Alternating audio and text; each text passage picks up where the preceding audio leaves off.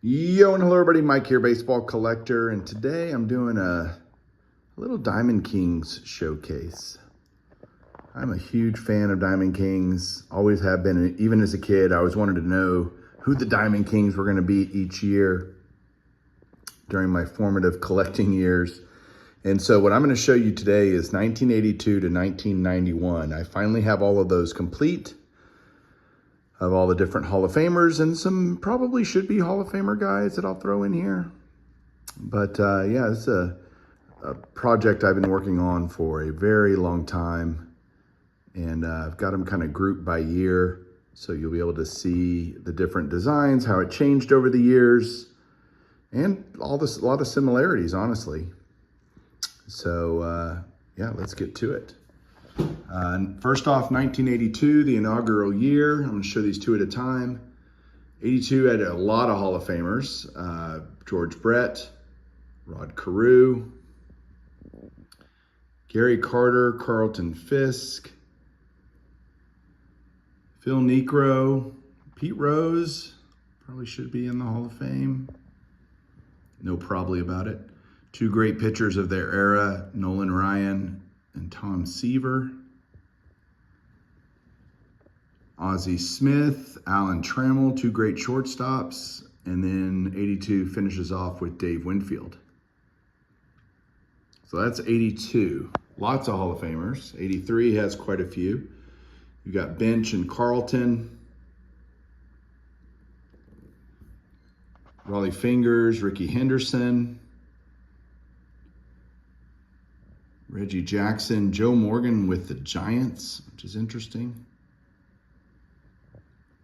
Jack Morris, Jim Palmer, two great starting pitchers.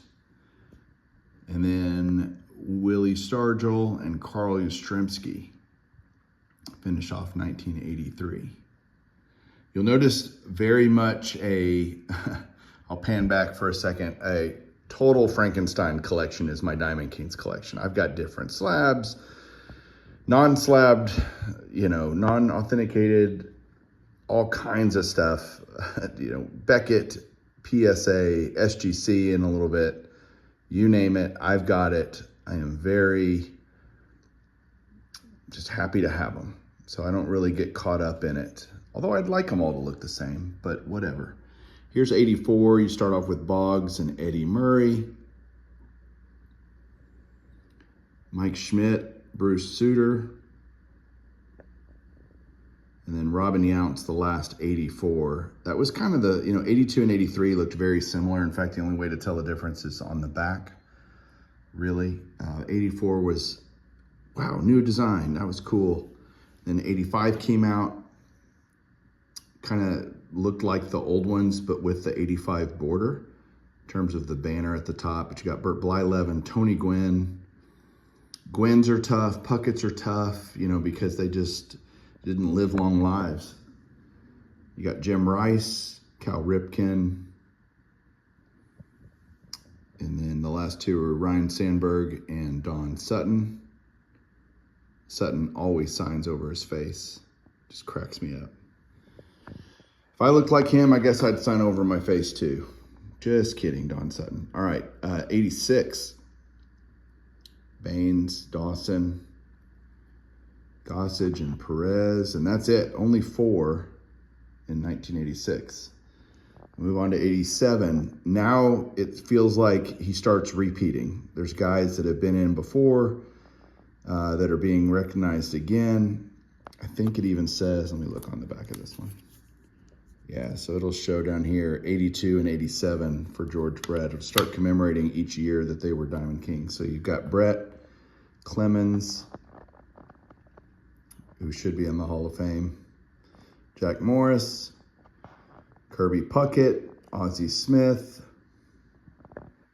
and finishing off this group with Dave Winfield. We'll do 88 through 91 in just a sec. All right, this batch, 88 through 91, is going to be a much smaller batch.